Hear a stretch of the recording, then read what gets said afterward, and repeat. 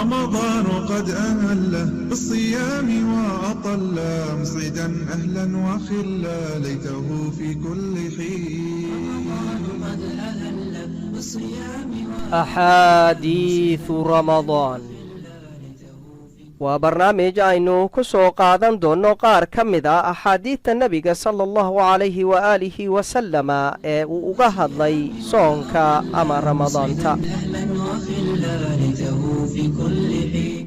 su'ilat caa'ishatu radia allahu canha kayfa kaanat salaatu rasuuli illaahi sala allahu calayhi wasalama fii ramadaan faqaalat ما كان رسول الله صلى الله عليه وسلم يزيد في رمضان ولا في غيره على 11 ركعة يصلي 4 فلا تسأل عن حسنهن وطولهن ثم يصلي 4 فلا تسأل عن حسنهن وطولهن ثم يصلي 3 متفق عليه.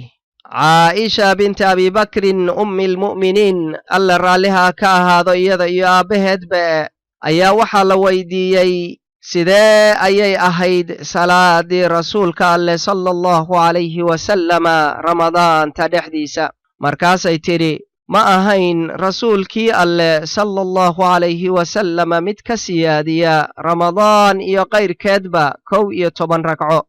4 buu tukanayaa waxna ha ka weydiinin wanaagooda iyo dhererkooda. haddana 4 buu tukanayaa waxna ha ka weydiinin wanaagooda iyo dhererkooda. kadibna 3 ayuu tukanayaa. waxaa soo saaray xadiidka bukhaari iyo muslim. رمضان قد أهله بالصيام وأطل مسعدا أهلا وخلا ليته في كل حين. رمضان قد أهله بالصيام وأطل مسعدا